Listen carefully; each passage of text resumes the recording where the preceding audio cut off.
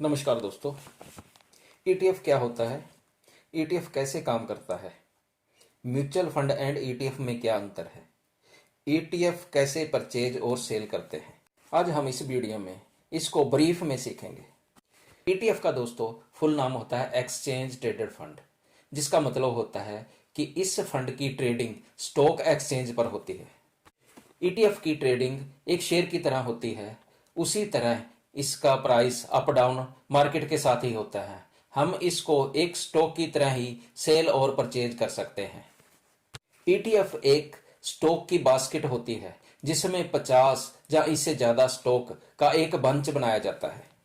ETF अलग अलग bank और कंपनियां इशू करती हैं, जैसे SBI ETF, HDFC ETF, Nippon ETF, LIC, ICICI, UTI, Kotak, Birla Sun Life, Motilal Oswal, Axis extra बहुत सारे ईटीएफ अलग अलग कैटेगरी में होते हैं। ईटीएफ की कैटेगरी में जैसे स्टॉक ईटीएफ हो गया, बॉन्ड ईटीएफ हो गया, कमोडिटी ईटीएफ हो गया, गोल्ड ईटीएफ हो गया, रियल एस्टेट ईटीएफ हो गया।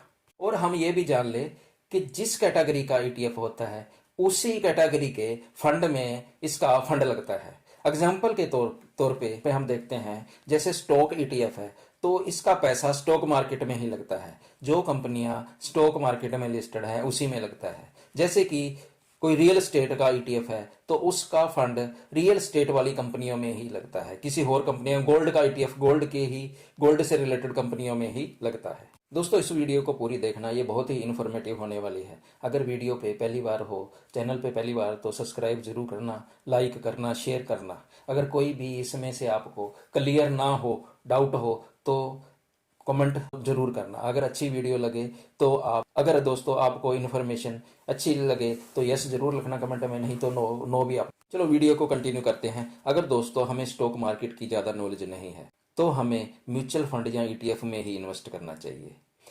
इसमें रिस्क भी कम होता है, हमें ज़्यादा रिसर्च करने की भी ज़रूरत नहीं होती और रिटर्न भी लॉन्ग टाइम फंड में ज़्यादा ही आती है। अगर हमारे पास ज़्यादा फंड नहीं है तो हम ईटीएफ म्यूचुअल फंड मिनिमम 500 रुपये से भी शुरू कर सकते हैं। दोस्तों, अगर हम रेगुलरली ईटीएफ या म्यूचुअल फंड में इन्वेस्ट कर रहे हैं तो लॉन्ग टाइम में हमें रिटर्न मार्केट अच्छी ही देती है, मगर इसके लिए हमें रेगुलर इन्वेस्ट करना पड़ेगा। शॉर्ट टाइम में ये मार्केट भले ही ऊपर जाए या नीचे जाए, मगर लॉन्ग टाइम में मार्केट ऊपर ही जाती है। दोस्तों, म्यूचुअल फंड और ईटीएफ में क्या फ़र्क है? इसमें कोई ज़्यादा फर्क नहीं होता, फिर भी मैं आपको इसका फ़र्क बताता हूँ। नंबर 1, म्यूचुअल फंड के प्राइस दिन के एंड में घटते और बढ़ते हैं और ईटीएफ के प्राइस हर सेकंड ऊपर नीचे होते रहते हैं।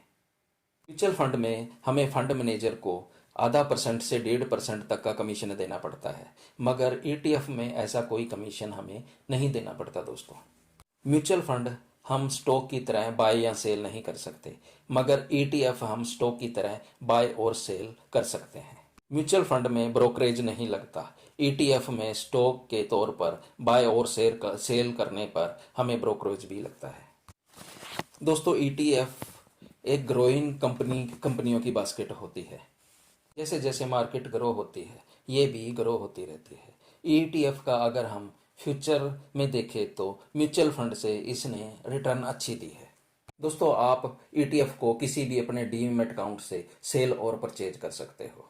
इसमें बहुत सारी अच्छी कंपनियां हैं। दोस्तों, ईटीएफ में इन्वेस्ट करने से पहले अपने फाइनेंशियल एडवाइजर से जरूर सलाह लेना, क्योंकि मेरी कोई भी रिकमेंडेशन नहीं है इसके लिए। आप अपना डिसीजन लेके ही इसमें सेल परचेज कर सकते हो। दोस्तों, अगर आप ईटीएफ के रिगार्डिंग कुछ और पूछना चाहते हो तो मुझे कमेंट जरूर करना। थैंक यू दोस्तों।